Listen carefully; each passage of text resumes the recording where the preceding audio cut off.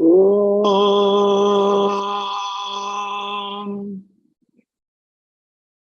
Om.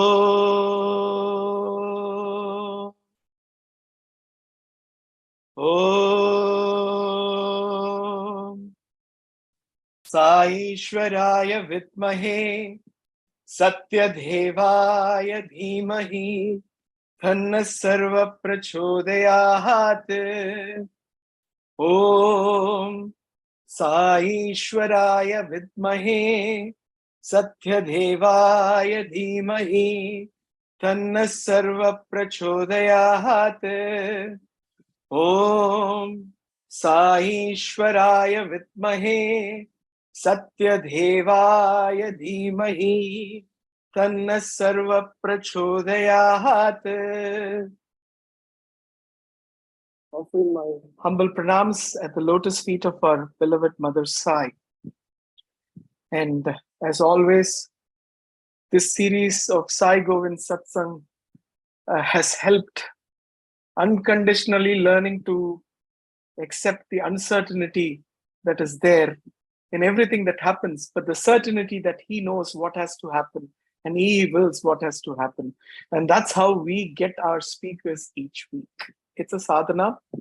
Earlier, it used to be a bit of worry towards Thursday, Friday, Saturday. Now, even on Sunday, we don't get worried because Swami will bring the speaker. And there are those people, if one has to go back to Swami's speech where Swami says, who am I? The purpose of life is to understand who am I. I am man. I am born here. I am born there. I'm the son of so-and-so. That is how we all associate ourselves. And that's how we would put our biodata, if you want. But there are those who understand that they have one more beautiful tag, which is, I am so-and-so. I am a student of Sri Sathya Sai Institute of Higher Learning. I studied there, I went somewhere, I came back to Sri Sathya Sai Institute of Higher Learning. And that is our speaker for today, who has had a wonderful journey, wherein he has had the opportunity of studying in Swami's Institute, doing his B.Sc Biosciences, followed by a master's degree in Biosciences, and as per Swami's permission and instruction, went on to continue his PhD from Hannover Medical School and completed the same in 2010. And the infinite grace of the Lord brought him back to his home, which is Prashanthi Nilayam, where he continues to be a faculty member today. As always, there is much more to the person that I'm introducing, and I'm going to let Gopi Anna do the introduction in a more profound manner than the simplicity with which I have just done it. Om Shri Sai Ram. It's a matter of great honor to be part of this wonderful Swami's evening, especially when our lovely young brother from Prashanthi Nilayam directly will also be speaking with all of us. I did not say speaking to us. He said speaking with us. Knowing Pradeep, I'm sure he will make it as engaging and as interesting as possible.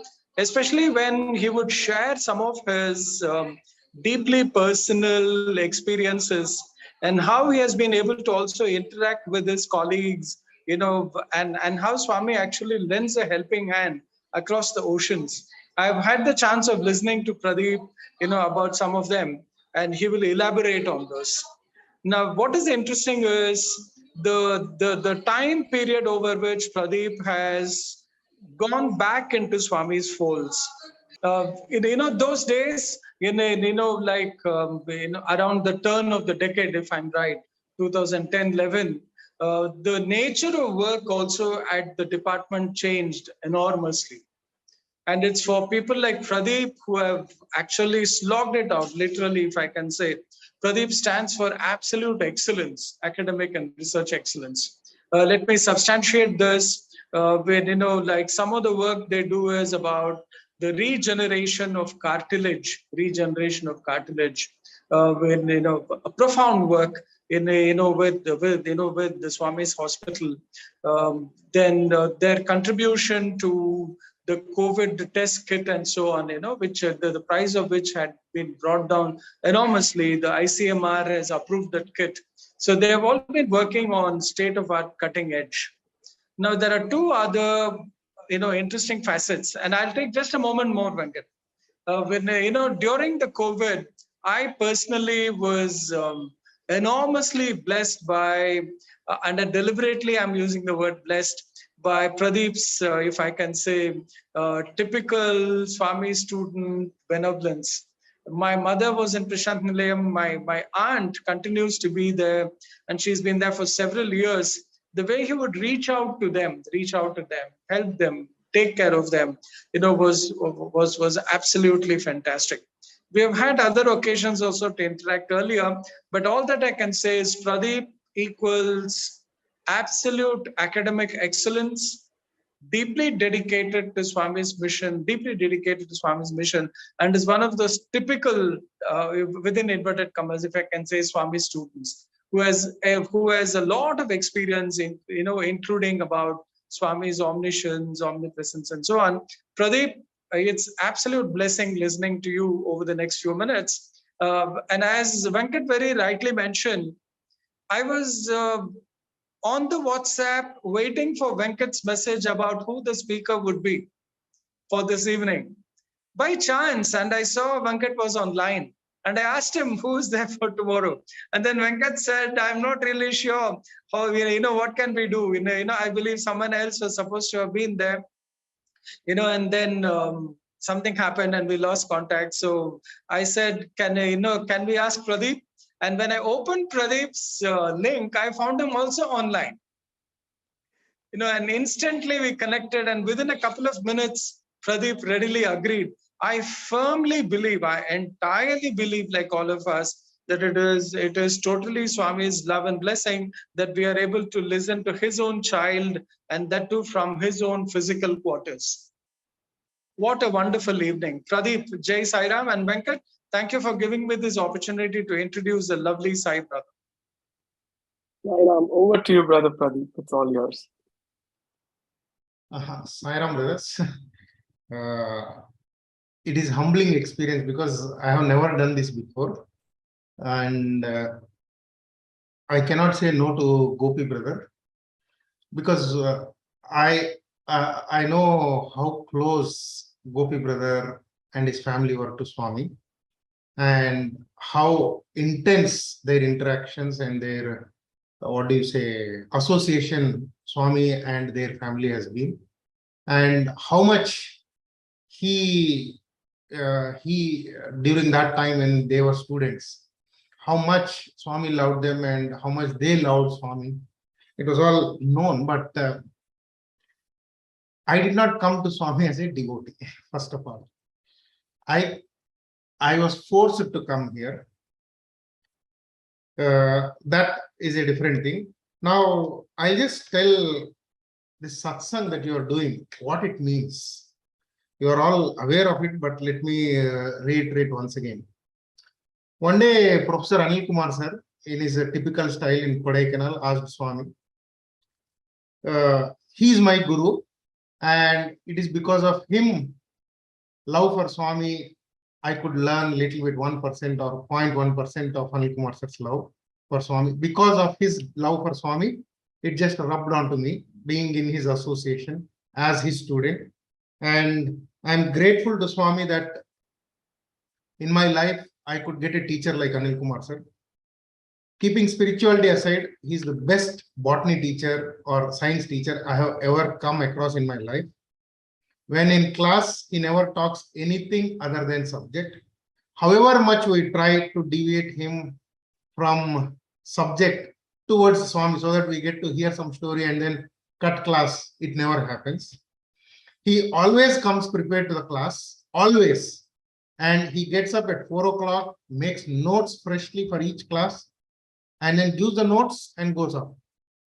There are people who maintain the same notes for 40 years, 50 years, and the subject is outdated. Still, the notes, I learned it 40 years ago, so you have to learn the same. But he's not like that.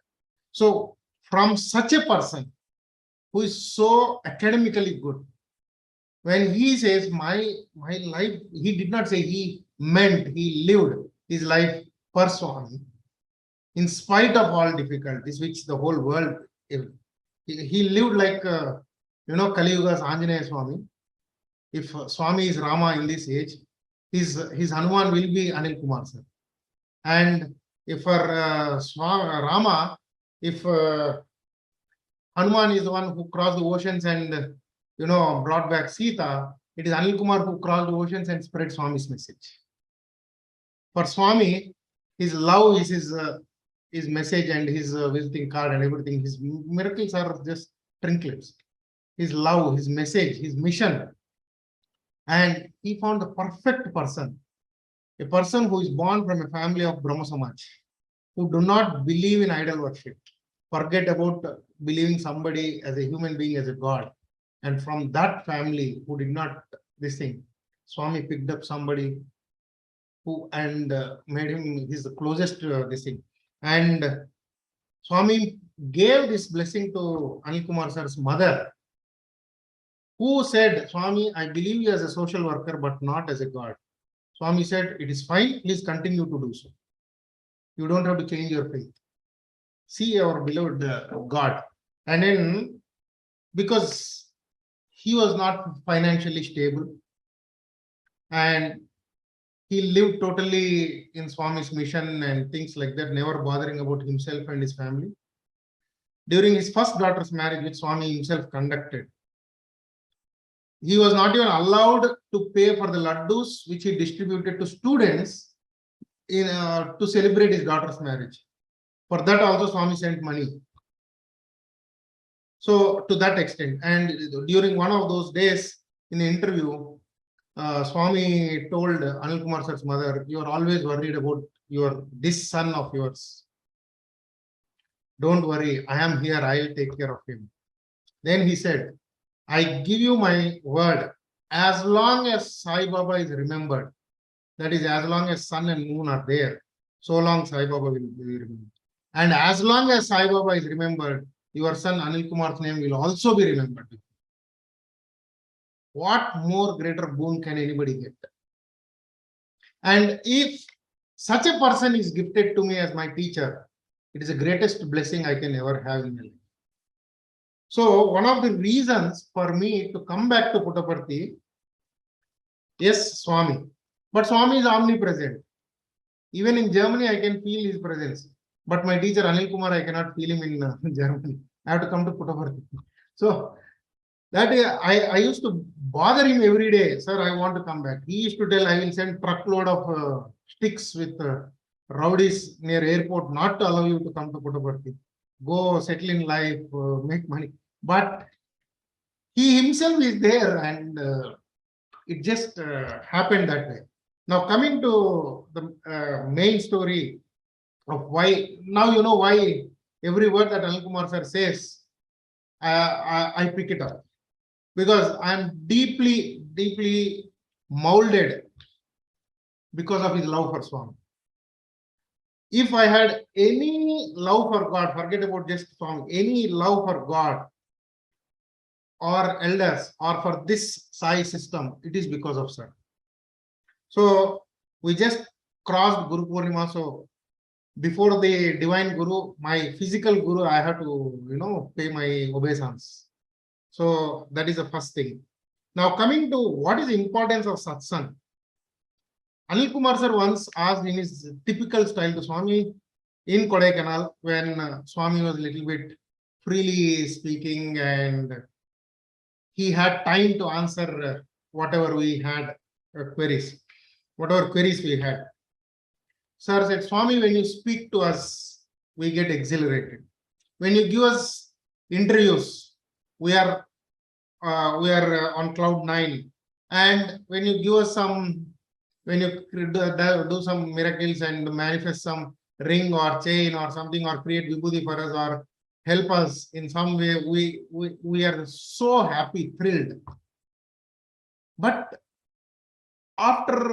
this is not permanent. We go back to our own towns or our villages, and when we go there, how can we will be missing you, Swami? What should we do then? This is a very, very relevant question. Physically, Swami is not there now. So what should we do?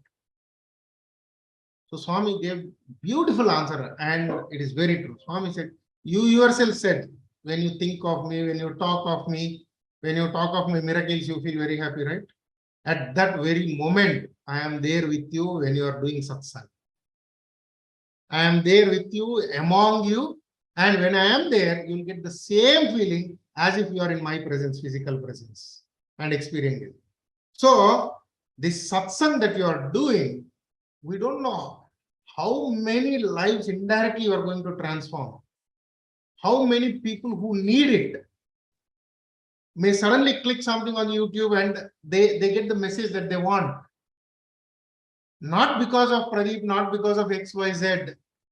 None of it is planned. But Swami makes sure that that person is able to get the message that he deserves. And just today afternoon, we finished the summer course in Prashanthi Nilayam campus, university summer course. It's not as it used to be with all the pomp and glorious, but we are just coming back from the pandemic. So each campus is doing it in their own campus, and we lost already several days to start the academic year. So where this? So today it is 50 years since the first summer course has happened, 1972. So we are actually going through the golden jubilee of the summer course.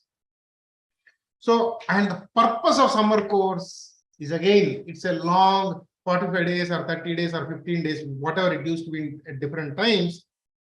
It's a long satsang, and that's what we are doing again now. So that is the thing. So again, I will tell the importance of how Swami can connect to different people with a story that is not directly Swami related, but we will all connect to Swami. There used to be one very old, poor lady, Christian lady, hardcore Orthodox Christian, full faith in Christ. Her neighbor is an atheist, ultra rich, luxurious life, had everything in life. She had to struggle every day, every minute for her day-to-day survival. And so this person used to mock at her and make fun of her publicly. Where is your Christ? If your Christ is there, why will you suffer like this? See me. Where is God? It is I who has to work. I am working and I am getting everything. Forget your Christ. I will give you whatever. You just this thing. I will help you. If you say Christ is not God, or come out of that God faith and other things. She used to just brush him aside and go, and she used to be very happy, jolly free, and she never had a complaint. She never had that Swami's word castor oil face. She was always happy.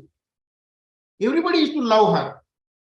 This guy, nobody used to like him, and it used to irritate him. He used to show it on her. Days, weeks, years pass. One day, early morning, she opens the door. When she opens the door, there is a message with a bouquet of flowers. To my child from my dear, to my dearest child from Jesus Christ.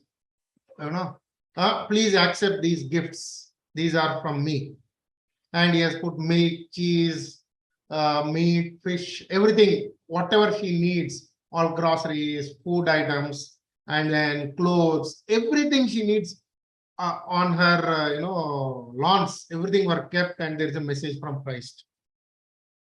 She gets so happy. Finally, you heard my prayer, dear God, and you are so merciful, things like that. And she starts taking everything in.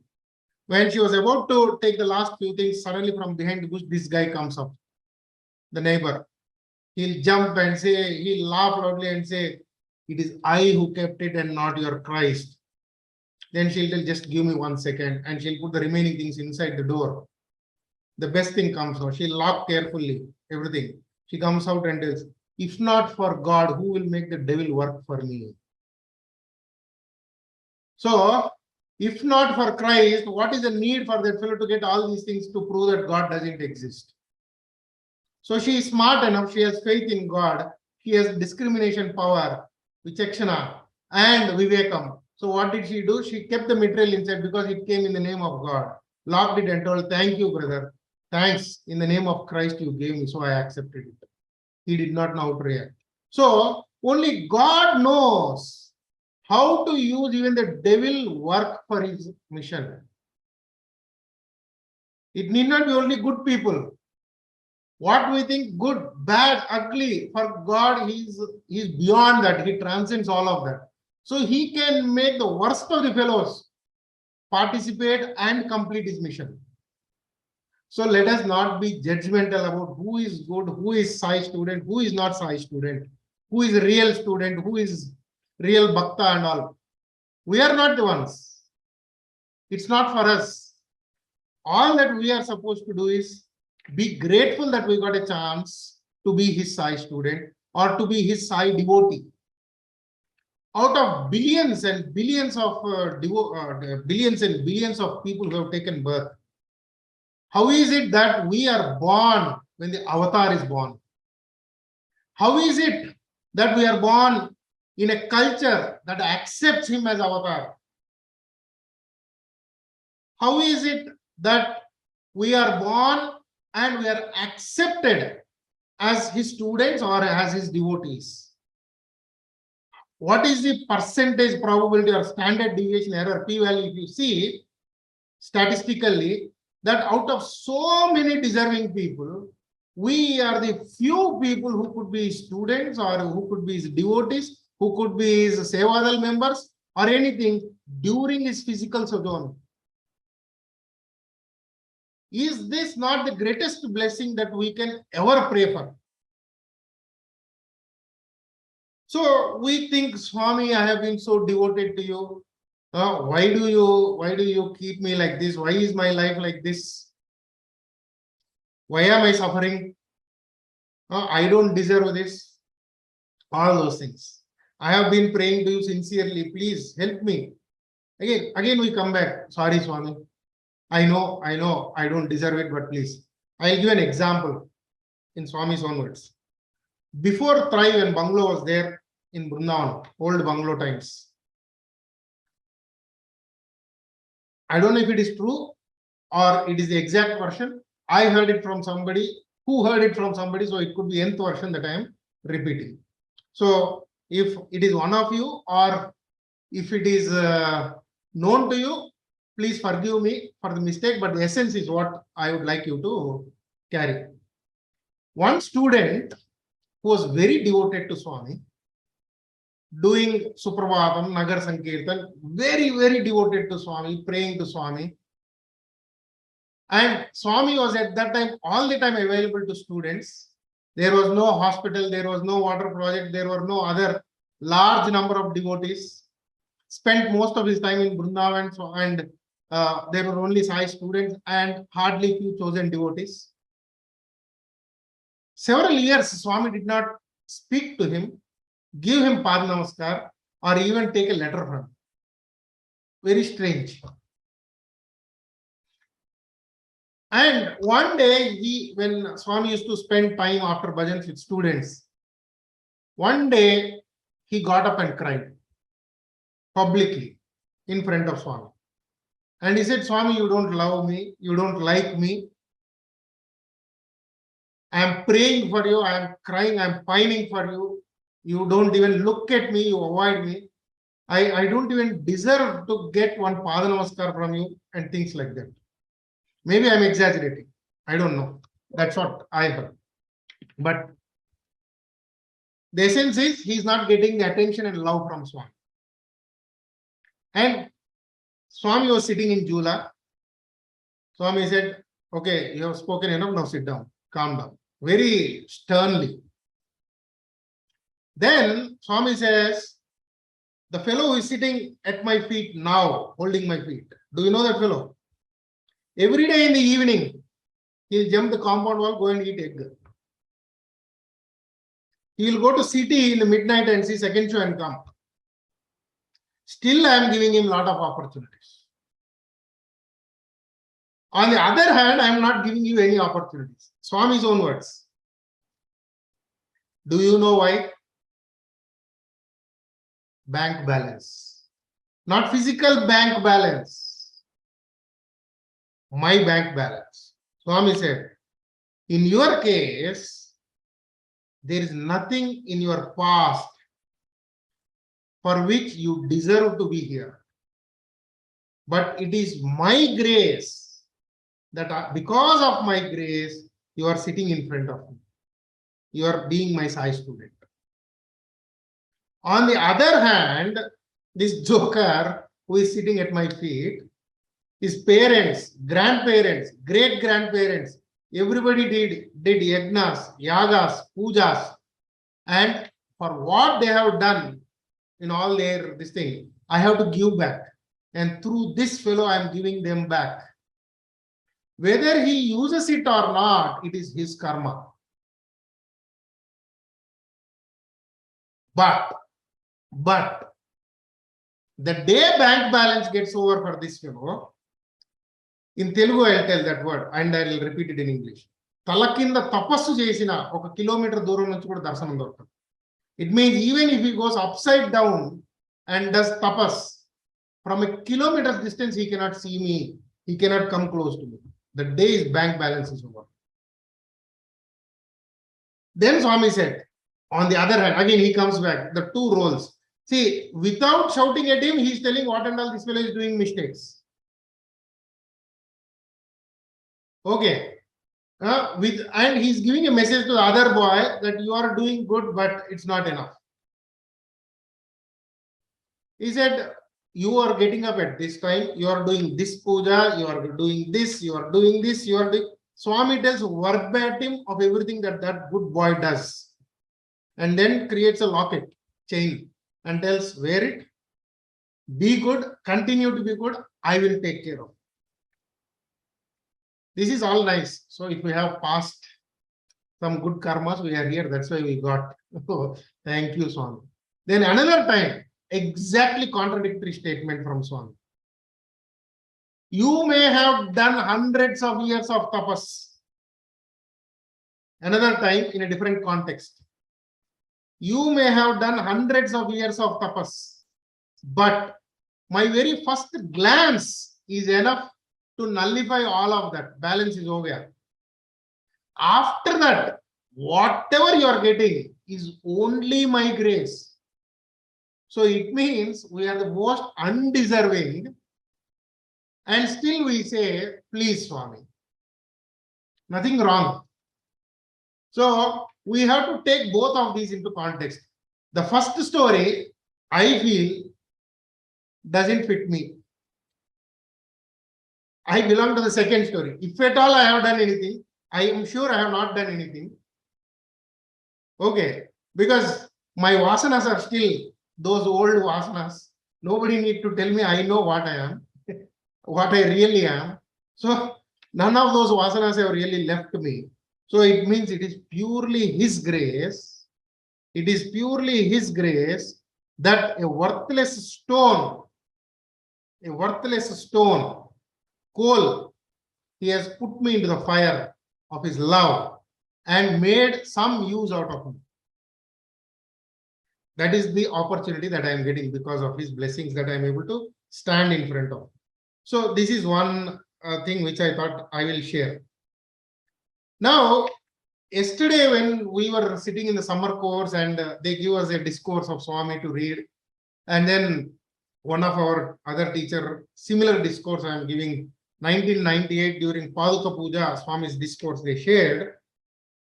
And there one good story is told. There Swami speaks and says, see these Gopikas, their family used to hate them for loving Krishna because they used to forget their husbands, their mother-in-laws, father-in-laws and everybody and only think of Krishna. And what does Krishna do? Come and break all pots and spoil the house and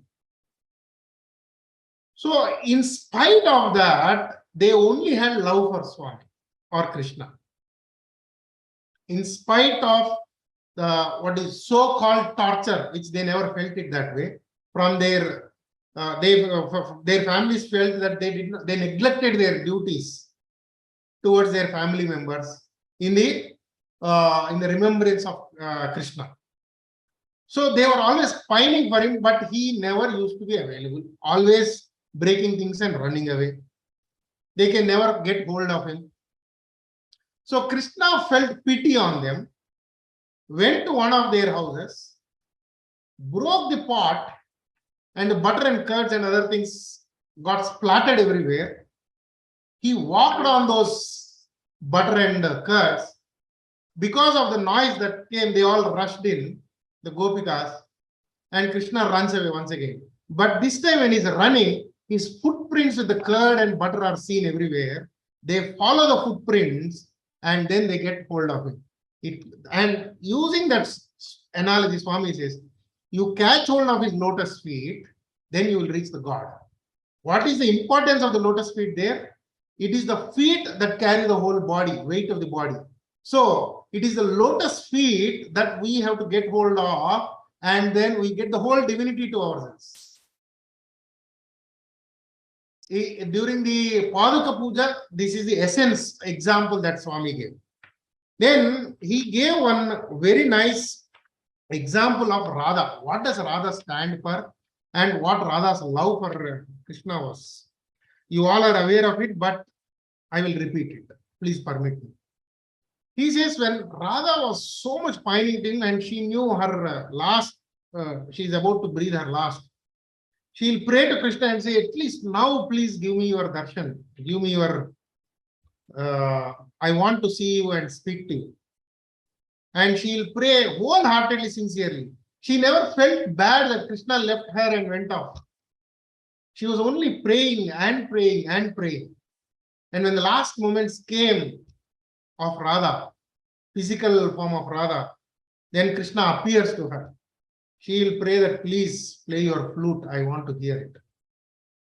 And her life breath is Krishna. So Krishna comes, her Jivana Jyoti, that is Krishna comes and he plays the flute. He doesn't have a flute with him. So he will take a bamboo reed or something there, whatever is there, breaks it, converts it into a flute, then and there, and plays the flute. Then after that, her life principle, her Jivana Jyoti merges into Krishna and she breathes her last. That is the last time Krishna ever played the flute. He took that flute, threw it into Yamuna river, and never again he played flute. So then Swami says, do you think Radha is an ordinary human being, ordinary woman? People distort the facts. They will attach worldly love to her when it comes to Krishna. She had no attachment to her body. Her attachment is only Krishna, the life principle, Krishna. It is Mother Nature, Dhara, that took birth as Radha. Dhara is the Adhara for creation. So Dhara is the basis. Nature is the basis for the creation. So for creation to occur, nature has to be there from science point of view. So she is the nature during Krishna's avatar. And Swami says R-A-D-A, not R-A-D-H-A, Radha, R-A-D-A. R stands for Radha. R stands for Radha. A stands for Adhar, not the current Aadhaar card. It is Adharam, the Moolam. D stands for Dhara and A stands for Aradhana, which means Dhara Aradhana, continuous worship of Krishna. That is Radha. Means her life, Radha means continuous worship, non-stop, eternal thinking of Krishna, contemplation of Krishna. That is Radha. So such a beautiful story. Nobody else can explain to us. No Gita, no books, no None of them can ever explain these kind of simple things for us. For example, I'll give another how Swami explains great spiritual concepts.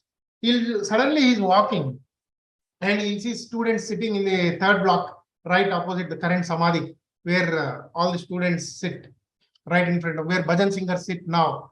And we used to be bent like this, cross-legged, either doing homework or assignment or something like that we'll be doing, or some of us fall asleep, or back is paining. Swami will come and tell, no, you should sit straight. Young boys, if you don't sit straight, when you become old, your back will bend like this. Okay, he'll give that example, your back will bend like this. Then he'll say, he has the last sentence again. You have to sit straight. Why?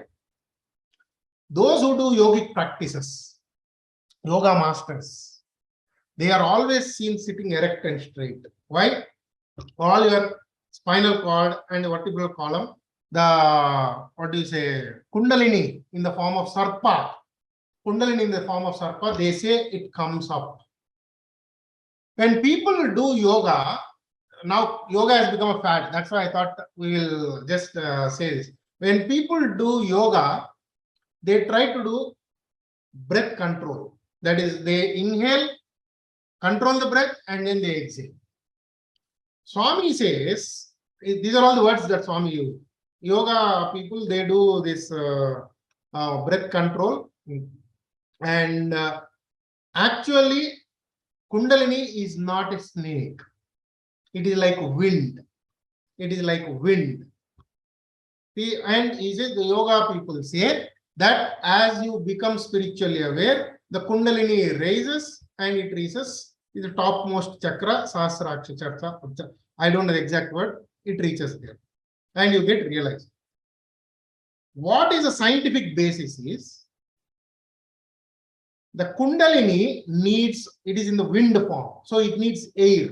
When you practice yoga, breath control, there is no air to it because you are holding your breath.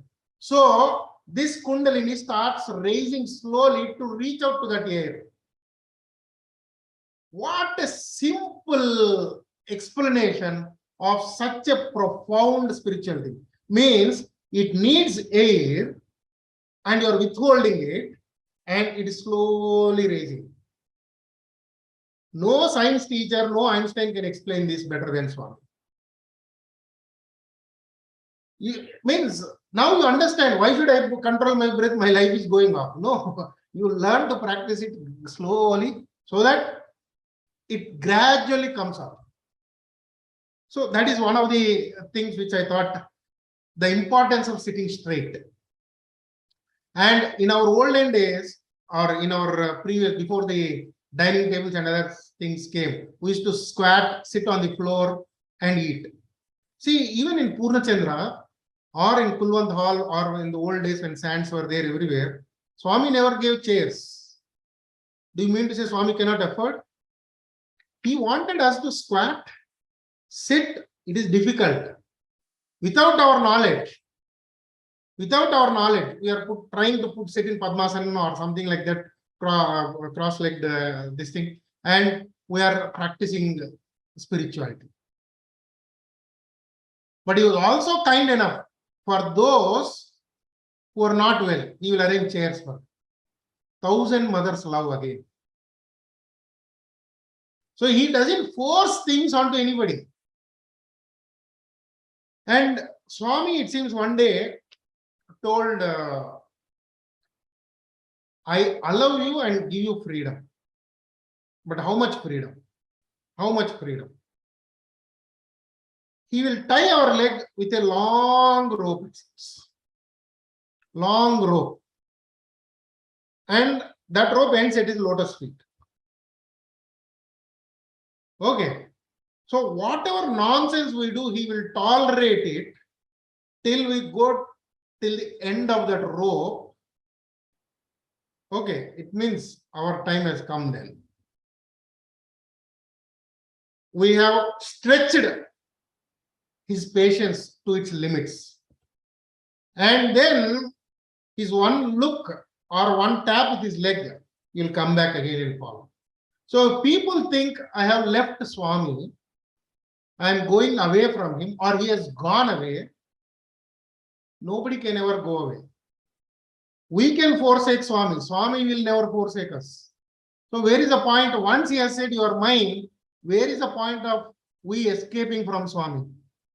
We are always under his protective gaze. We may wear the black or green goggles and say we don't see Swami, we don't feel Swami, because we don't want to feel Swami. Not because he's not there, because we don't want to feel Swami. We have accumulated rust by getting ourselves immersed in water like an iron in the worldly things. Because of that, that Swami's grace magnet, that magnetic field is not being felt by us. It's just a matter of a minute. He will, one day, he'll say, enough, okay, if I leave this fellow more, he will get more rusted.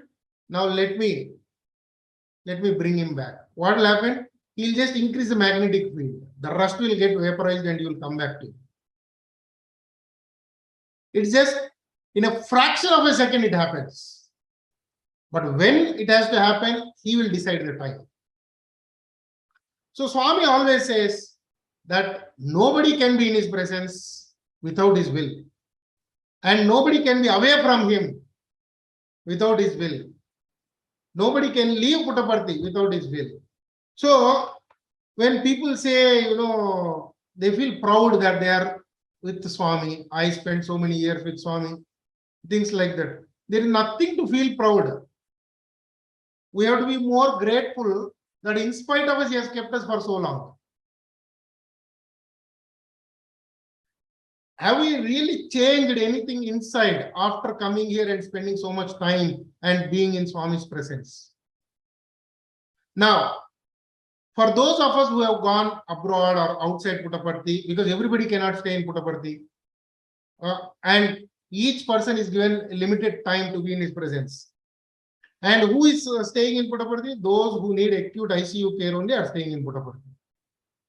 Those who are normal, those who can take care of themselves, Swami will tell this fellow, wherever I keep, he is good. I don't have to bother. From a distance, I'll watch over him. So those who are far need not feel sad that they are not there with Swami for whatever family, because of family issues or because of other things or these things. Those who are near need not feel proud because they are patients who are in the workshop who are getting treatment. And the moment they get well, they will be told, now please out and the next person in. I'll give the example again, how this can be correlated. In old days, students used to be given chance to carry tiffin box to Swami's room, birthdays or something like that. And those students who are weak are given a special chance to carry tiffin box to Swami. So that they get chance to be with Swami, they get motivated and they can do academically well. That is the intention. There are some James Bonds who used to purposefully fail so that they get chance to go to Swami. It has happened. And some of you are aware of it. And maybe one of you is there like that. So we don't know. And because that love for Swami is like that, it is so magnetic. We don't want to lose any opportunity. It is that. So what Swami used to do, he used to say, if you don't pass, I'll stop you permanently. So if you are doing good, you need not go into Swami's room. You are doing good wherever you are. You are not doing good, so you are sent close to Swami so that you get corrected.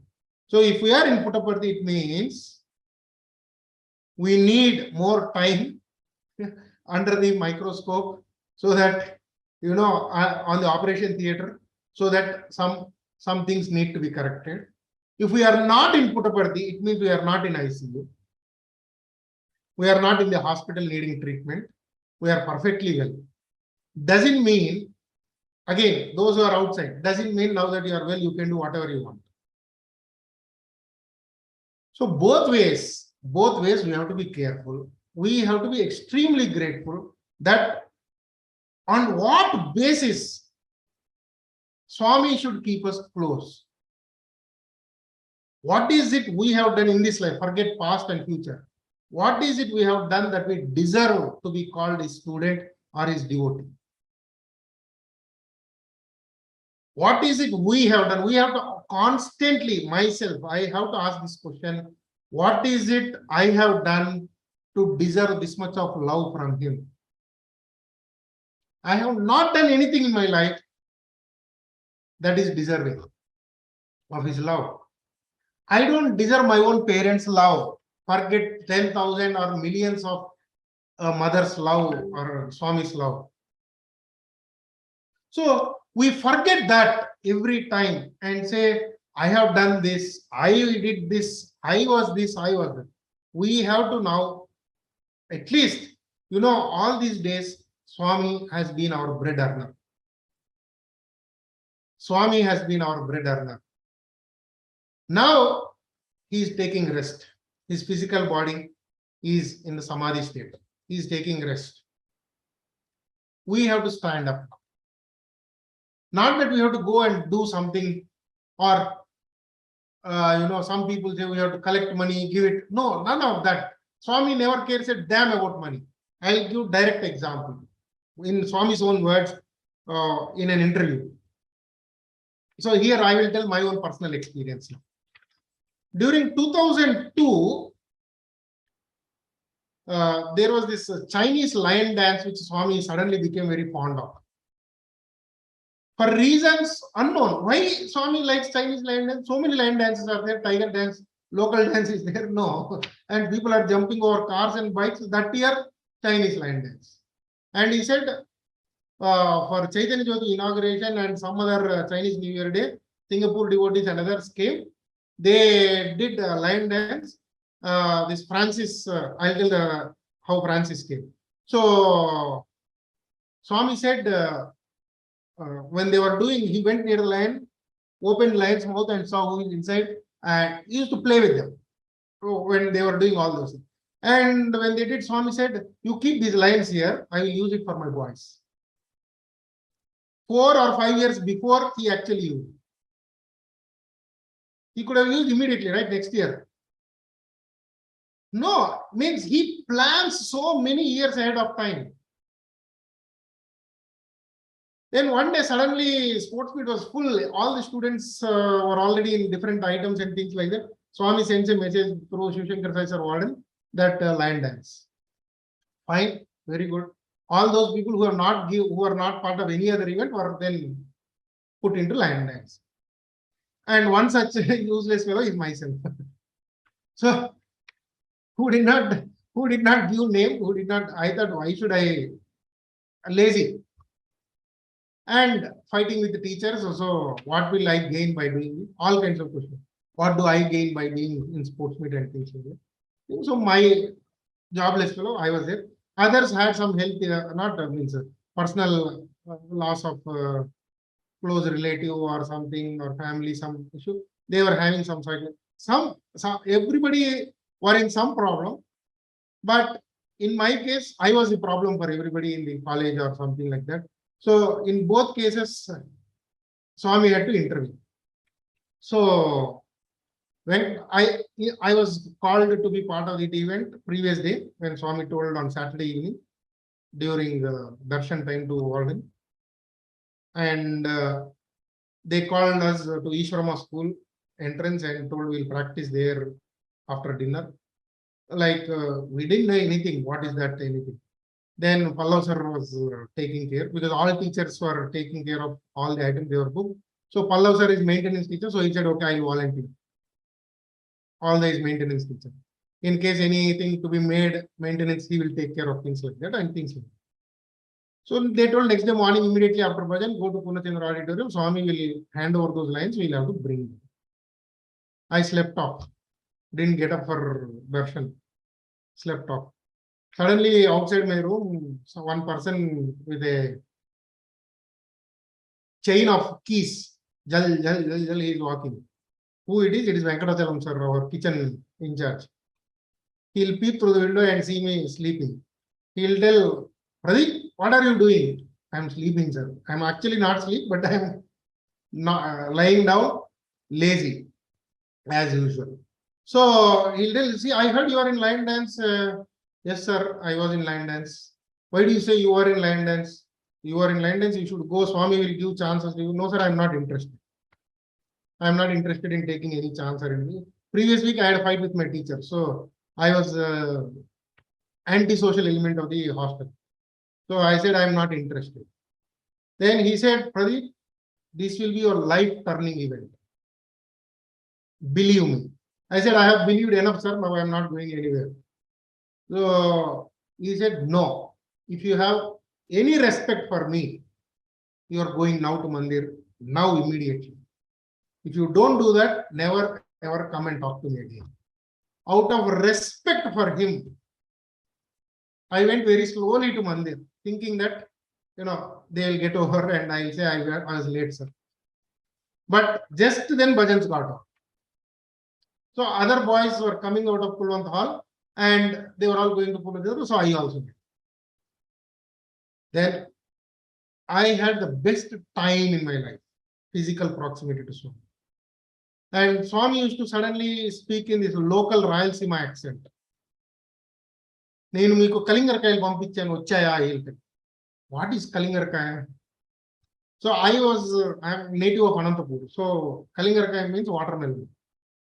From this Urokonda Anjaneyalu's family, that excise inspector. From there, from where Swami sang Manas Bhajare first, their family used to send watermelons. So Swami used to, when they are so full, so many that it cannot be cut and given. In the canteen also, they'll cut and give, they'll make watermelon juice, morning, evening, still there'll be more. Then each student is given one watermelon to eat. We'll get that much. See how much they love Swami. So that time, that happened, and so at the end of the lion dance, one day, Swami used to ask where you are coming from and things like that. Swami used to say like, so because I understand those words, dudlu chaya, like that. So means dudlu means money. So others may not understand. So I used to yap and tell whatever I feel like. I will tell two stories related during that interaction. Suddenly, hostel electricity bill was in some lakhs due to the electricity board. As you are aware, the trust or the university doesn't pay hostel expenses. It is taken care from students that what do you say, semester, whatever we pay for food and boarding and lodging. It was in lakhs and it was on default. So they were about to cut if we don't make payment. So through proper channel, Shiv Shankar Sai sir sent a message to Swami that this is the situation, we need help.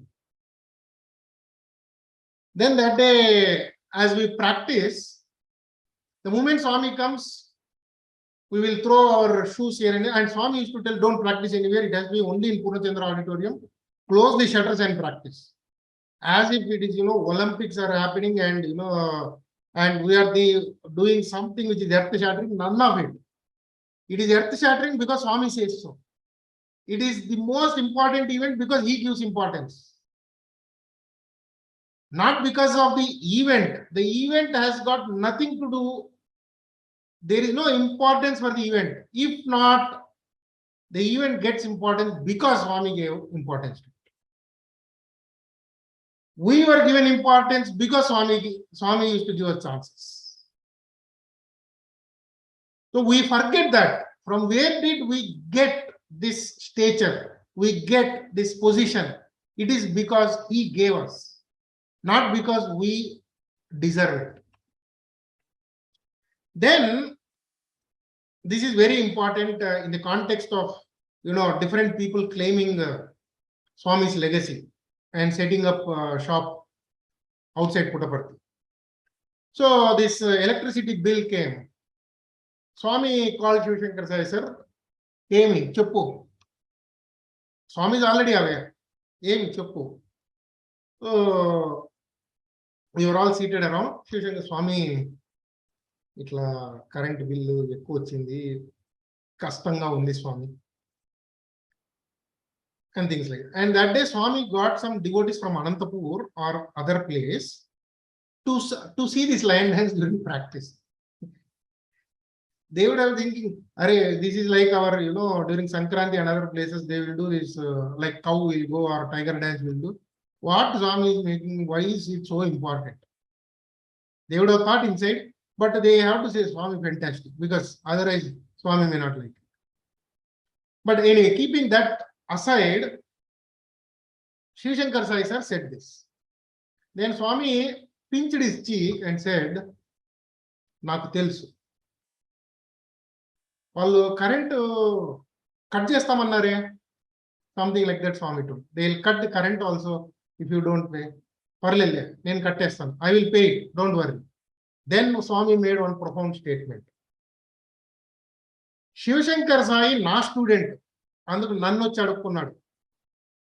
Narasimhamurthy Brindavan warden, వేరే వాళ్ళ దగ్గరికి పోయి డబ్బులు అడుక్కుంటాడు.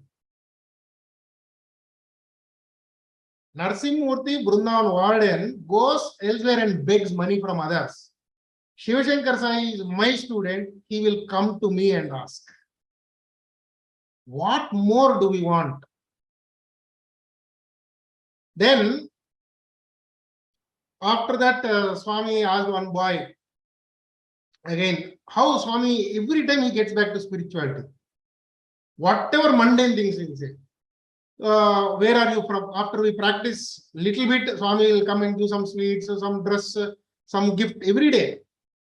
Then one day he gave this big laddus in a steel box, big steel dabba. He opened, got, and each one he is giving. And then he said, no, this is not Tirupati laddu. This came from Venkatagiri Maharaja's family. Because the size of the laddu.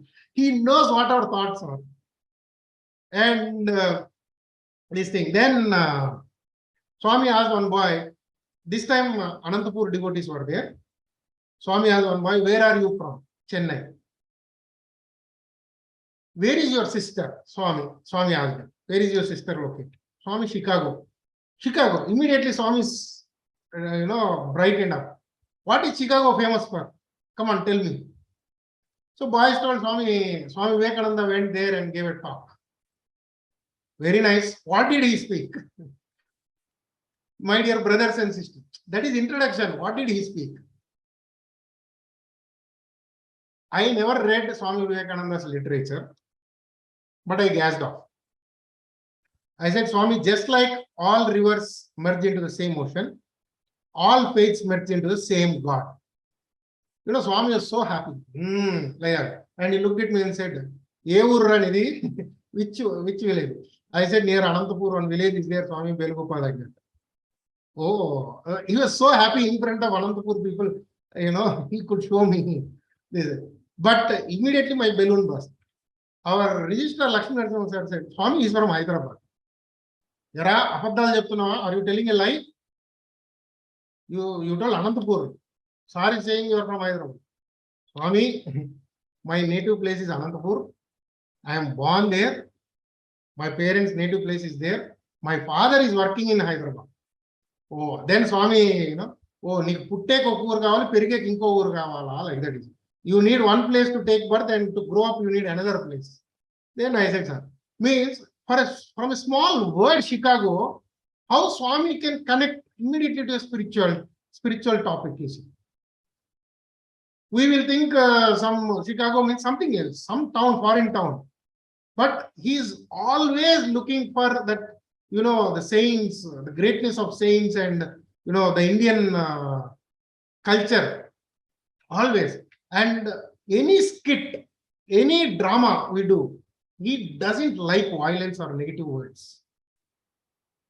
One day in a skit in Kodaikanal, boys, Swami is free, so they had to create something. They thought, how a bad boy or a police came and there is a thief or something like that they created. As they were enacting, Swami said, stop. He got so involved. Why did you bring the thief? Swami, it is only acting. It is only acting, Swami, they said. So even, why did you get the thought of thief or negative thing in your mind? How my students can get that thought? He's in that level. Even in thought, we cannot have those negative thoughts. Even for explaining something. Even when we are explaining Mahabharata or Ramayana, many people show some of the vulgar scenes or some of the negative shades of the thing during religious festivals. But our students in presence of Swami, devotees or students, are never allowed to show such things. It is always about how Rama interacted with his brothers, or how Rama interacted with Mother Sita, or how Rama won Sita, or how Rama reacted or spoke to Shabari. These are the things that Swami wants us to highlight. Not a dialogue between Rama and Ravana, that only he can talk, but in a way that he can do it. He'll never like that negative character to be brought, because maybe there is 1% chance that we can get tilted to those thoughts. So he doesn't want that. So what we are becoming is those demonic thoughts, because we talk of God, but we get attracted to those negative thoughts. So today I thought I will share one more just small story. How, Guru Purnima has just come. So some message from Guru Purnima. There is a cow in the forest that is grazing, and it became secluded, and it started green grass was it. Suddenly, one lion comes, and lion sees this cow and tries to pounce on it. With great difficulty, barely the cow escapes the jump of the lion, and the cow jumps into a pond. Okay. In that heat of the moment, the lion also jumps into that pond. But the pond is not filled with water, it is filled with slush mud. Both of them are just few feet away, but they are not able to wriggle themselves out. The lion roars repeatedly at the cow and says, I am going to enjoy the sound of the crunching of your bones between my teeth. Cow is thoughtful, calm, laughs at the lion and says, you are struggling to free yourself. Do you have a master? The cow asks the lion. Who is the master? I am the master. I am the king of the jungle. Who can be my master? The cow says, you may be king of the jungle. Okay, but you are in the middle of slush mud pond. If you don't have a master, who will come and pull you out? On the other hand, what about you? The lion says, I have a master. It is going to become late in the evening now. If I don't go back, he will come searching for me. And I am sure he'll find me and pull me out. What about you? Okay. And soon enough, it became sunset. The cow's master arrived. He immediately recognizes the plight of the cow and lifted her to safety. As they walk home, the cow and the master, both of them feel gratitude for each other. Okay. The master, see, my cow had faith in me that I'll come and take her out. And the cow, master, my faith became true. You came and protected me and helped me in my need of the hour. But the lion, they both pitied. If only he was not arrogant. If only he was not proud of his power and position, we could have helped him. Because he was still saying, if I come out, I'll beat you, I will eat you, I'll kill you. Egoistic and egotistical. This thing. So here, the cow is a surrendered heart. The cow is a surrendered heart. The lion is the egoistic mind. And the master is the guru. The mud represents the world in which we are stuck. And the chase is the struggle for existence in this world, between the mind and the heart. It is only Guru who can take out our struggling heart from this worldly mud. And when will he do? When we pray and surrender ourselves to the Guru. So we have the Guru Nam Guru. The greatest of the Guru, the one who created the Gurus, the one who has created all the Gurus for us. We have Guru Nam Guru. So what more do we want? Before we pray to him, we don't even have to pray to him. He's there. He will make sure that we don't even come near the lion. Forget about then lion jumping on us and falling into the mud. Whether we love him, whether we hate him, whether we are near him, whether we have dissociated from him, he will still hold us close. What more we want? What more we want? This is the best of the times to be. We have seen the purest of love, unconditional love. How many of us, promised Swami something? During that interview, again, I will tell you something. The line dancing, one day he gave us an interview, and in the interview, Swami was asking, what will you do? What will you do? What will you do? What will you do? I was angry with my teachers. I didn't want to say, I want to stay here, Swami. So I sincerely wanted to leave and I left after studies. That after my M.Sc. That is a different thing. So one boy, genuinely, he said, Swami, tere bin jeena nahi. Swami, he said, stop. Like this, he said, very, caustic face he put and said, stop it. He said, Apo. He said, he took it his hair like this and put, itne sare logon ko dekha, pura gas. Don't give hollow promises to Swami. He wanted to say, tere bin jeena nahi, Swami. I want to stay here, I want to be with you. He said, itne sare logon ko dekha, pura gas. So never ever promise to Swami that which we cannot live. He is not he's not somebody like thought readers. There are some gurus who are thought readers. He's our thought. He's our heart. He's our mind. He's our conscience. Okay. So let us not give false promises to Swami. Now what can we do? What is it we have to do? In the same interview, Swami told, boys, don't go and beg anybody for money. Whatever you want, I will give you.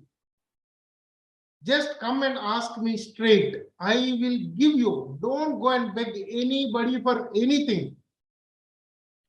Everything is in this hand. He showed his right palm and said, everything is in this hand. You don't believe me? He said, you don't believe me? And then he created this big diamond. Full Swami's fist was holding that big diamond. And then one boy said, Swami, is it Kohinoor? Swami said, what Kohinoor? Kohinoor was already cut and small piece was put into Queen's crown. How can you compare Kohinoor with this diamond? Then as usual, Swami said, who wants this diamond? We all were a little bit aware what happens if he says, who wants this diamond? So nobody said, raise his hands. So after some time, Swami was talking this, that and all, covered it in kerchief. He threw like this, only kerchief came, diamond went to its original place. As usual. So, again, these words are absolutely true. So, I was telling our department, how I came to meet Gopi brother, I'll tell you. Our department in 2015-16, we had something called UGC Special Assistance Program, Department Research Support. As a department, you get infrastructure. For 10 years before that, we were getting. It comes for 5 years, each cycle. So 2016, December, we were called by the UGC for a presentation. So Professor Basavaraju, myself, and another faculty by name Dr. Venkatesh, we went to Delhi. We stayed in a hotel. Some of our well-wisher who knows how these Professor Lakanpal, how these things happen in interviews, he asked other universities who have gone for interview, It seems it is very tough and it is going to be very difficult. However, pray to Swami. The committee is very, very, strong. Pray to Swami and don't give back or don't speak strongly. Be humble. Don't react to them in a negative way. Don't try to counter what they say because they are not going to listen. Very big departments, very big institutes had to face difficult times. It has been going on for 3-4 days or 4-5 days. And tomorrow is yours. Let's pray. I will also pray. That's much he told. So then in the room around 3 o'clock or 4 o'clock, next day morning is our presentation. Basavara sir said, I think Gopi Chandran is in Delhi. Let me try to call him. We have only heard of his name and we saw his name in the list of PhD students who completed PhD in the department. And we heard his name, his experiences, his oratory skills, speaking in Purnachandra, Mandir, closeness to Swami. But we have never connected physically, never seen his face, not even photo. So see how kind it has been 30 years or 20 years nearly since Gopi brother completed his studies and left the portals of the institute and moved on. Basavara sir calls Gopi brother and he immediately picks up. He was at that time director for D.Sc Vigyan Prasad.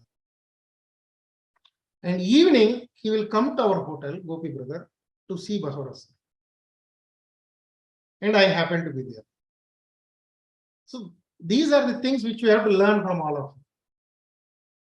So he need not have come. He could have told Sai Ram sir, very good sir. One of these days we'll meet, or when I come to Puttaparthi, I can meet, and he can just simply say Sai Ram and go.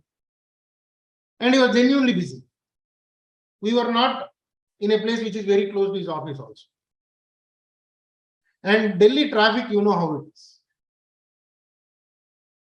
So evening around 7 o'clock or 7:30, he comes to the hotel, he speaks to us.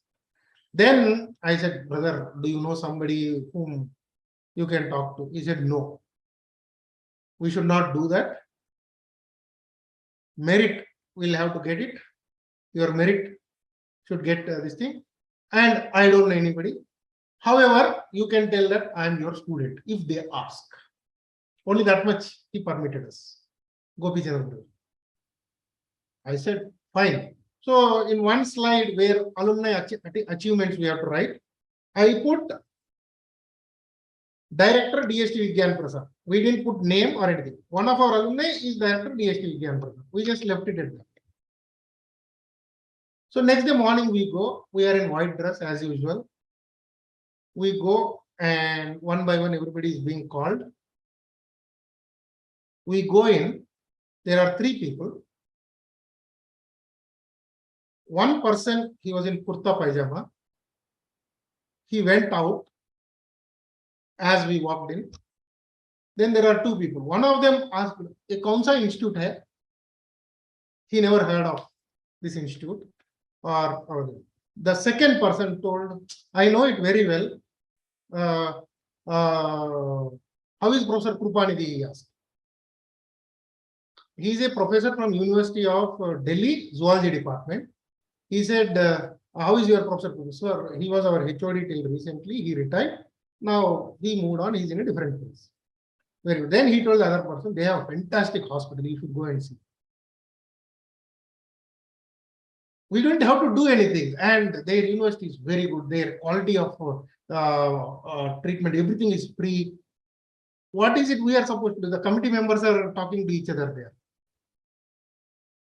Then after some time, Basavara sir presents what has happened in the last 5 years of funding we received. Then my turn comes to present what we will do if we are funded. So, and we are presenting our alumni achievement. Their D.Sc Vigyan Prasad is there. Director D.Sc Vigyan. The third person who has come back, the third person, he said, "Ye kaun hai?" Sir, his name is Dr. Gopi Chandran. अच्छा गोपी, meeting के बाद बाहर जाके बोलो 15 minute में इधर आके मुझसे मिलना है. बोलो संजय देशमुख आया है दिल्ली में, फैमिली फ्रेंड है, आके मिलना पड़ेगा उसको. That person is the chairman of the committee and his family friend of Gopi Chandran brother. And we are meeting Gopi Chandran brother for the first time after 20 years, just before the presentation. And we didn't use his name per se. We just put DST Vigyan Prasad over there. How Swami connects. And through Gopi brother, Sanjay Deshmukh heard of Swami and aware of our university.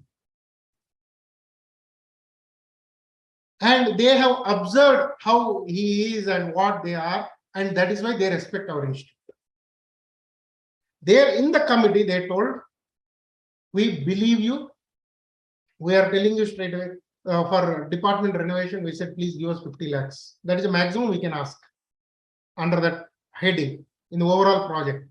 They said 50 lakhs nahi de sakte yaar. We cannot give, yeah, he was saying that we cannot give you 50 lakhs. Full money we cannot give that to your private university. We cannot give you that much. Ek kaam karte hai, sir, at least 49 you give, sir, I said. Because no, we'll give you some equipment. This is not fish market, man, for us to bargain. He said like that. We are bargaining like vegetables. I said, sir, equipment our university is providing. We have fantastic research facility. We want our students' laboratories and other things to be renovated. Please give us money for it.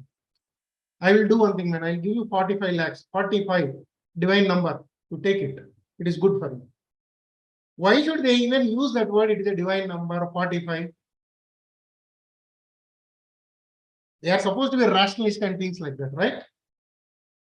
And our application, we put all our heart. We did not, one word, one naya paisa, we did not cheat. We did not fudge. We did not manipulate. Everything, pakka. We made such a beautiful application. We put our heart and soul and mind. And we prayed to Swami sincerely and he gave us. How Swami connects. The other day you were telling how, where I explained, you said, no, 3 weeks back, story of another student whom I have never seen this thing. So I have never seen Gopi brother before that. So he has put all the lights in different place. At the right time, he'll put on the switch. And correctly, when we need light, will glow. I am here to help you. Like that. Beautiful, beautiful experiences, each one of us. Now, I will tell one of my personal experience, very funny experience. In that line dance training time, one day Swami said, I want to give you treat. I want to give you tea party to all those who are participating. And all of us were happy. And I don't have the habit of drinking tea or coffee. So I thought at the most what will be there? Tea, coffee, some milk, and some biscuits will be there. So what is there? If it is full meals, then it is okay, I thought. So on that day afternoon, one of my classmates by name Karthik, that day hostel curry was not so good. It is some bottle gourd or something, not so tasty. Or some Karela curry, something, I don't remember it. He said, hey, Swami is giving you treat. Swami said 3:30 originally. Swami is giving you treat. Why do you want to eat here? Arrogant as I am, I said that is different compartment, this is different compartment, you please put, I eat and go. I ate. My thinking is I don't drink tea and coffee, so I should not be starving after going there. I thought Swami told 3:30, let me go 1 hour early, I'll go at 2:30. But it seems message came that we have to be there at 1:30 or 1:45. By the time I went, in the Purna Chandra, all the students were already there. And they were sitting on Purna Chandra, facing that curtain from which Swami comes out. In a semicircular fashion. They were sitting on it. And there is a chair put on that for Swami. On either side, chairs for Swami. Shiv Shankar says, sir, Swami, and told, Dunnapota, even today you are late. For eating also you are late. I didn't have time to explain. I was wearing kurta pajama. I was standing. That ivory shaped tower will be there. Pillar will be there. Where those curtains will be on Purnachandra on either side. So I was standing there. Already Swami had come once and gone inside. We didn't have place to sit. There was no place. Myself and another boy, we didn't have place. Then Swami came. He looked at everybody. He looked at those chairs. He said, today no guest, remove those chairs, guest chairs. Then he told both of us, go and sit there. So if Swami's chair was here, the boy sat somewhere here, I sat beside Swami's chair.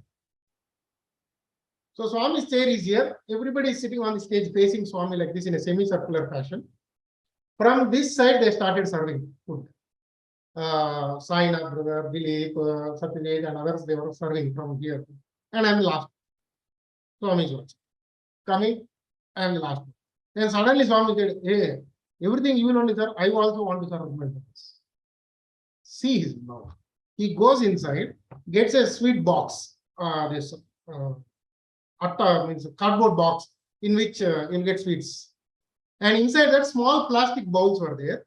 Each bowl had one rasmalai. He was holding his robe a little bit high so that he doesn't trip, and he was showing box like this to everybody.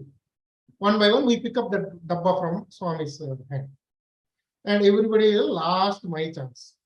So I was holding like this, and I said, Swami, chustuntene noru urtundi.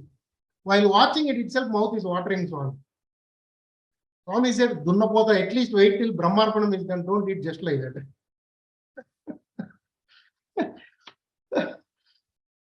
So the fun is yet to start.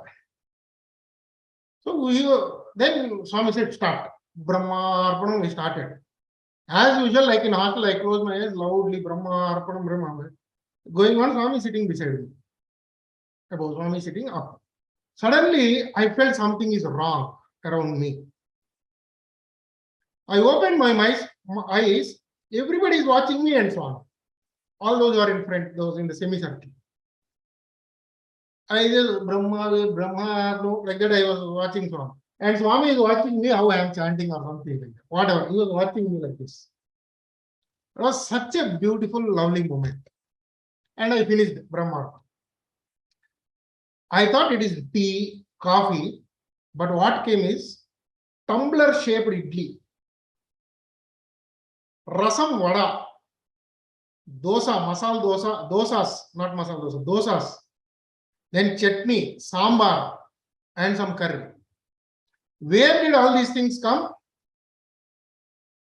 One devotee got it from Woodlands Hotel of Bangalore to Puttaparthi. Do we really deserve? Then I never saw idli in the shape of tumbler in my life at all. That is the first time. I heard of dahi vada, but rasam vada first time. Because we are not used to going out to hotels and eating. My father is not that kind of a person. So I'm enjoying, relishing, So I'm eating, they are putting. I'm eating, they are going on serving. Then one of the boys, first serving only half he ate and he was looking at Swami. Swami said, hey, baleda. No, Swami, it is very good. Taste leda, taste ball, Swami. Very nice, Swami. Then why you are not eating? Stomach full. Then he's looking at me. I'm not even looking this side or that side. I'm whacking left, right, and center. Okay. I heard from Anil Kumar, sir, my guru, that Swami likes people who eats stomach full, complete full meals. I said, never in the next 100 lives or 10,000 lives, I'll get this opportunity where Swami is serving and I'm eating. If I have to die of constipation or diarrhea, I will do it later. But today, I will eat. Come what may. And it was really nice. So I'm eating. Everybody finished.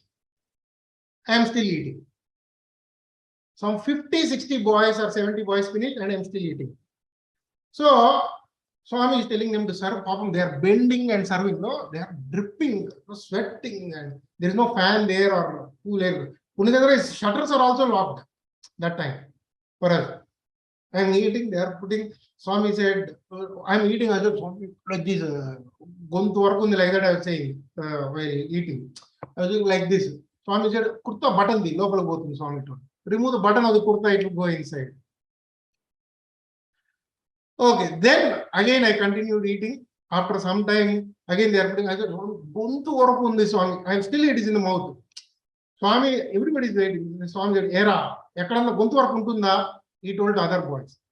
Then one boy said, Swami is boy said, waste fellow, like that Swami told. So finally I finished. He was patiently waiting for me. I could not take any more. Although there were much more inside, but I could not. And finished. Then Swami got up, went inside. We all thought Swami went for darshan to Kulwanta.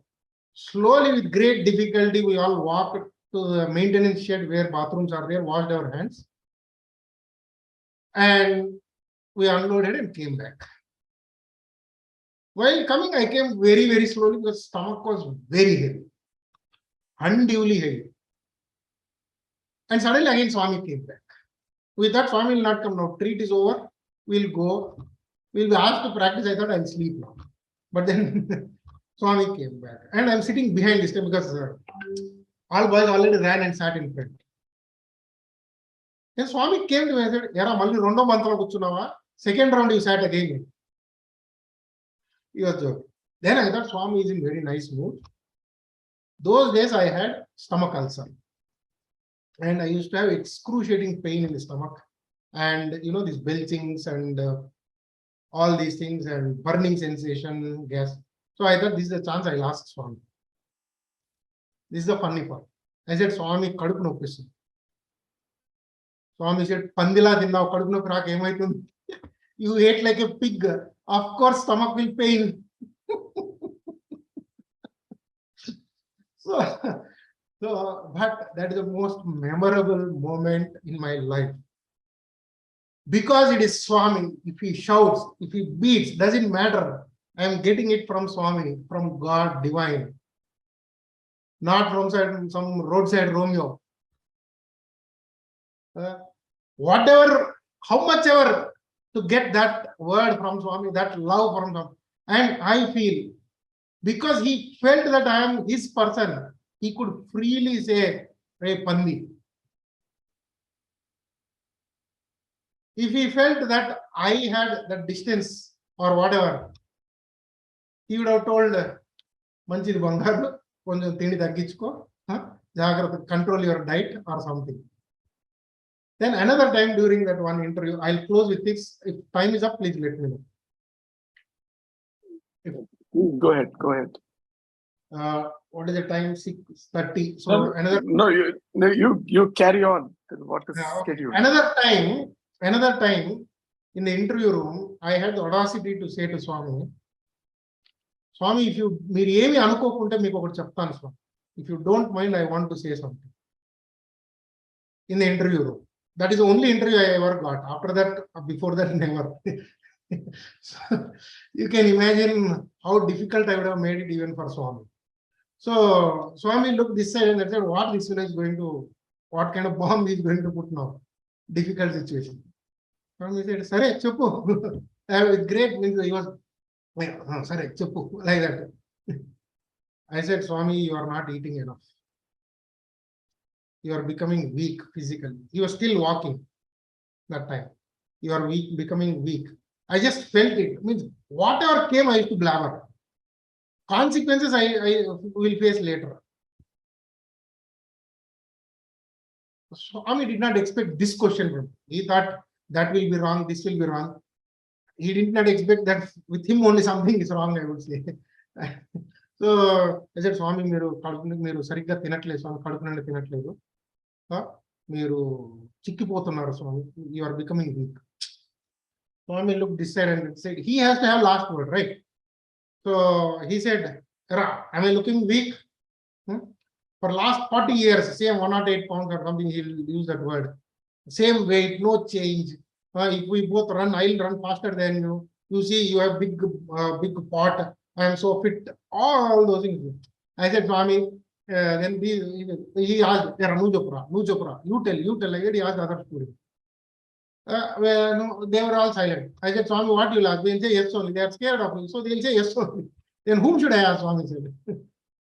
I said, go to the last row who is sitting devotee in the Kulwant hall and who comes once in a year, who is very devoted to you. You ask them, am I becoming weak? They will tell yes.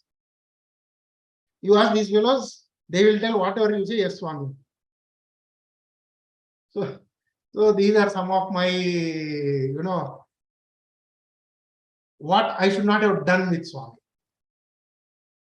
I feel I should have asked something, I lost those opportunities. Maybe, I don't know, is it right, wrong? Each one of us got those golden opportunities. And, I made Swami wait while I was eating. And so many devotees are waiting there, but he had to sit for 15 minutes extra just because I was a glutton. And he had to bear with me. So I have no words. I don't deserve anything.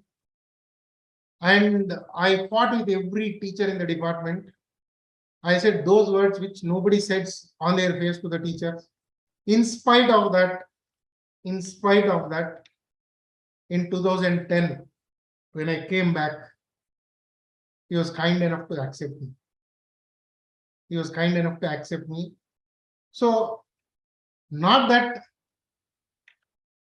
I am good, not that there is scope for me to become good, but maybe because if I am left outside, the whole world will go upside down. So he thought better let this fellow be here close to me. So I know really what and all I said. Every day I said, how can somebody be like this and still live to tell his story? That is my story. That I have done all these nonsenses in this place. Nobody else would have said what I have. One day I went to Swami and said, Swami, nobody is teaching properly here, send me to Vrindavan. Swami, when other boys were being sent to Vrindavan, I said that in my first year degree. Then Swami said, okay, go inside. He called warden, registrar and vice chancellor and shouted at them, how dare somebody says like this? And what are you doing? What is happening? Teachers are not teaching properly. Everybody got that day. So when I went to hostel, warden is waiting for me. Is it the way you talk to Swami? Swami doesn't like these things you are not going. Swami doesn't want you to be sent to me. The next day I go, I am put to sit with somewhere in the middle, not in the first row or second row. When Swami comes for darshan, I get up in front of everybody. Swami looks at me. I said, Swami, yesterday you told me to go. Warden is telling that you don't want me to go. Whether you are telling lie or warden is telling lie. Yesterday you told me to go. What is the truth? So I am amazed. This is the miracle for me that in spite of all these things, I completed my studies. And not only completed studies, I am accepted back as a teacher. And what is the example I give to students now? How not to be. All other teachers give their example how to be. Swami put me here to teach students how not to be as a Sai student. So with these long, whatever, I don't know what to say. I just opened up and I'm telling what I am. So Gopi brother spoke very nice, flowery things about me. The truth is exactly opposite of it. So with this, I pray to Swami that you have accepted us in spite of us. You have accepted me in spite of everything that I am. I don't deserve anything. I am nothing without him. Whatever love I got, whatever love I felt I received, the true friendship that I received is after I came here and became a Sai student. The true, respect that I got from anybody is after I became a Sai student. Before that, it was either people are scared of me or people loathed me, but I truly felt loved in this place. that I truly felt I am forgiven in this place. I truly felt I can get cleansed in this place. So if Swami can accept me, Swami can accept anybody. If Swami has kept me close, it means anybody can be loved by Swami. If I can, in spite of everything, be little something in life, it means many of you who are much better than me can be much, much better than what you are doing. So just let us not forget that divine Swami, the rarest of the avatars. Let us not forgive. What one thing I tell students here always is, past is past. We have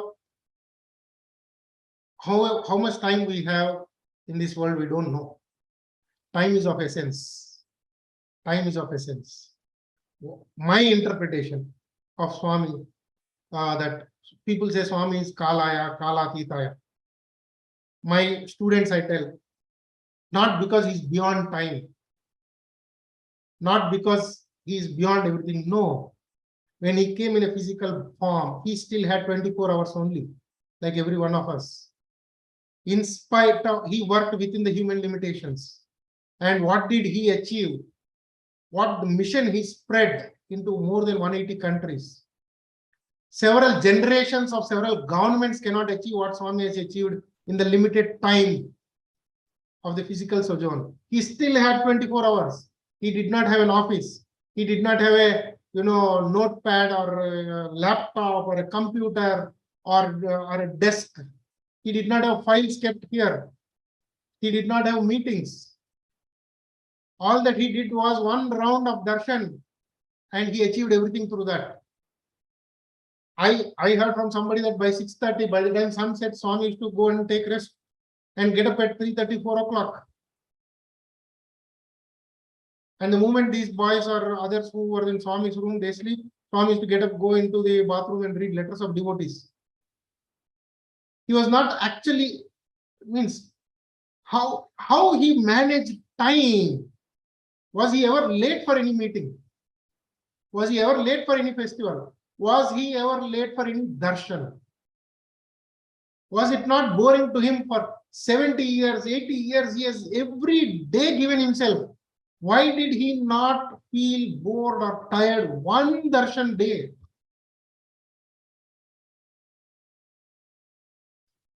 Keep the divinity aside.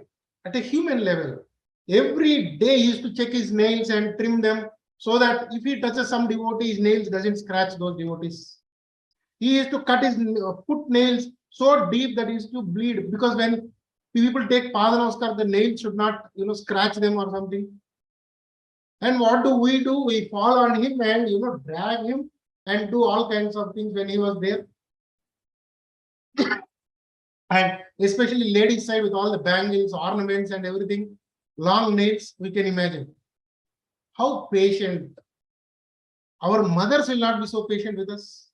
And I just heard from a third person that he used to tie his dhoti, because inside the robe he used to wear dhoti. So tight, because when people take Pada Namaskar, they used to fall on his feet. The dhoti becomes loose sometimes. So tight that it used to bleed at his waist. Why does he have to torture himself so much for us? What is it we have done to him to deserve that much love? Not 1% do we deserve his love. We can't be kind to our own brothers, family members, blood relatives. We can't be nice to our own spouse. We can't be nice to our own children. Forget Sai students, Sai devotees, Sai brothers and sisters, our own blood relations.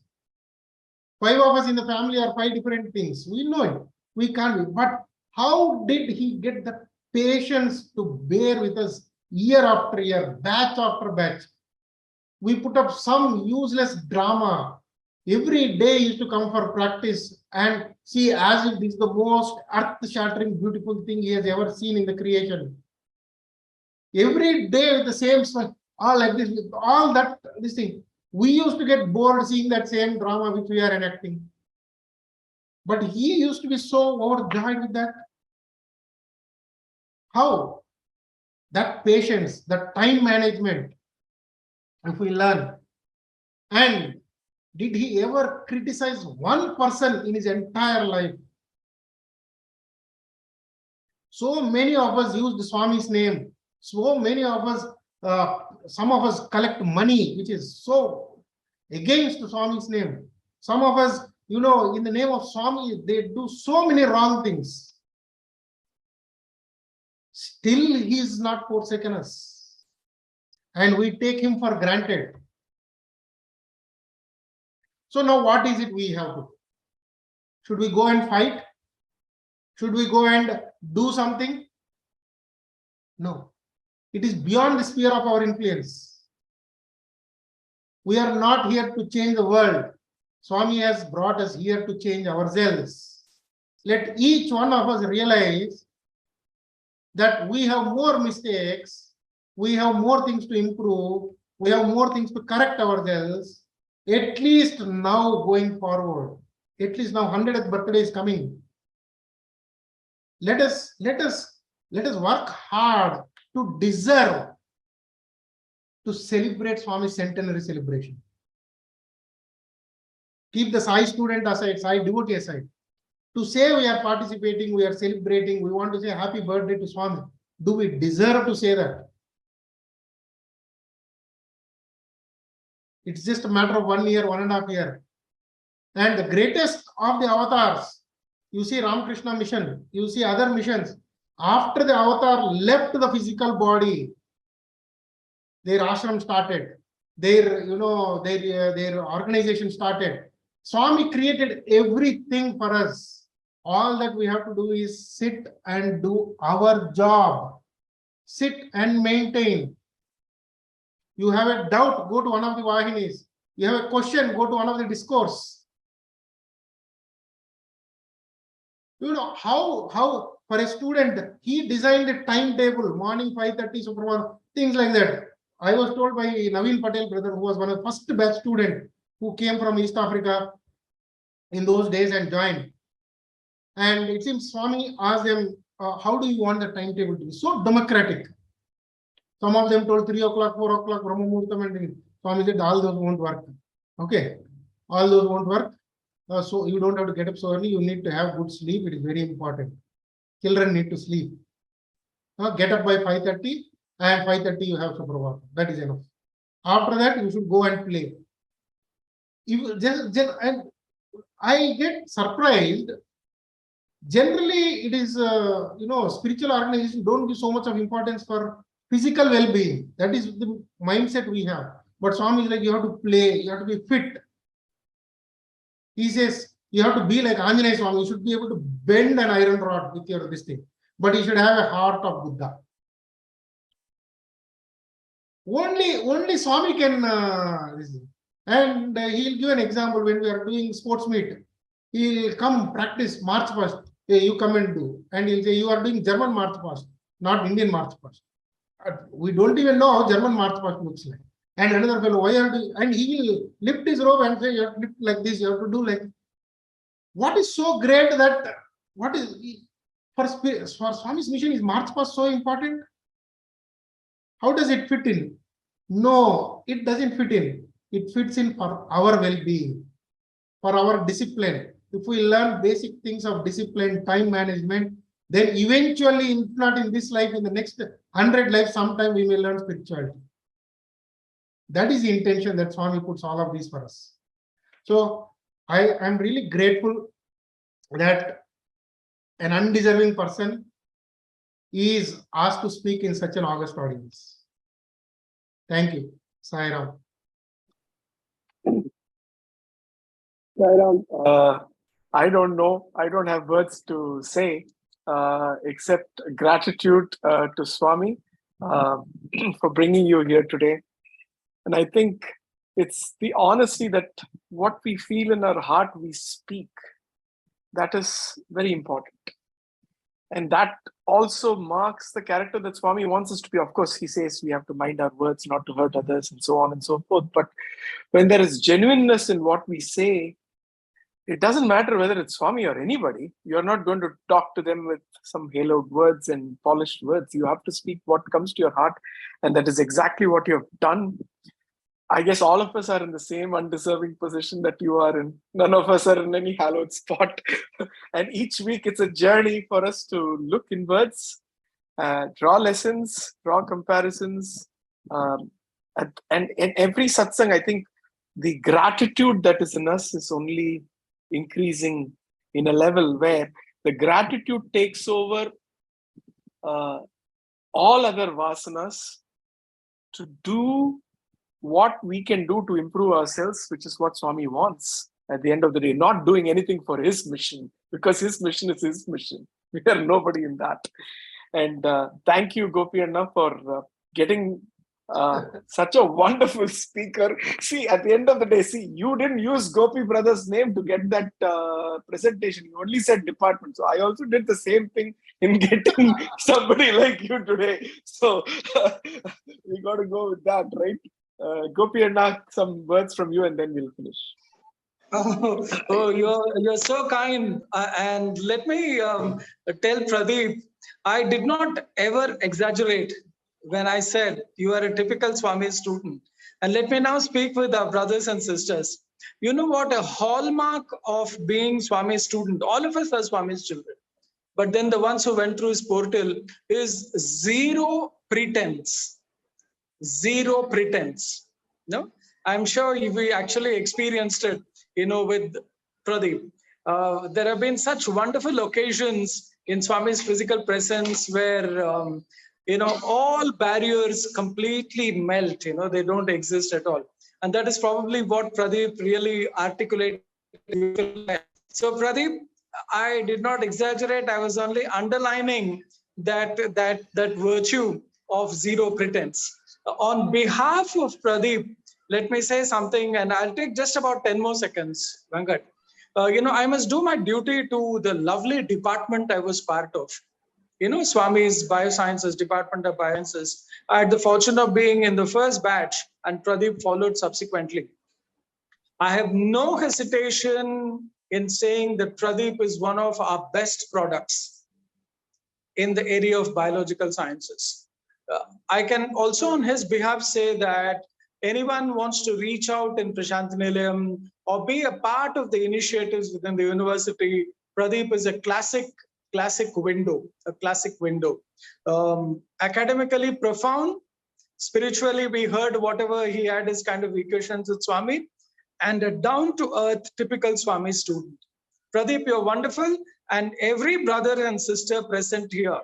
And when it goes out on the YouTube, it will reach thousands and thousands of Swami's devotees. So all that I wish to say is, this is a wonderful coming together and a great opportunity to express our gratitude to Swami. Wonderful. Great. Jai Sai Ram. Thank you, Venkat. Thank you, Anna. Yet again, I do not know who the speaker for next week is. It's a wonderful journey figuring out who it is, and that's our sadhana. Ask Pradeep for someone from the institute. Yes, Pradeep, yes, you should propose somebody. No, Brother Pradeep doesn't know the problem of me having his number now, so you will see that in action. So thank you, Swami, for bringing all your wonderful chosen ones who you chose by merit of theirs or their forefathers, to instill in them the core values of discipline, which is something that I am always in awe of any Sai student, and believing in how grateful they are that they have been there when you walk this earth, and continue to believe that you are present in each one of us, manifesting and doing all that is part of your mission. With those words, loving Sai Rams, we'll finish with Samasta Lokas. Samasta Loka Sukhino Bhavantu. Samasta Loka Sukhino Bhavantu.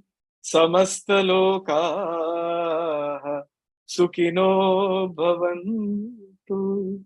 Om Shanti Shanti Shanti. Jai Bolo Bhagwan Shri Satya Sai Baba Ji ki. Jai. Jai. Sai Ram, everyone. Sai Ram, brother. Thank you so much, Sai Ram.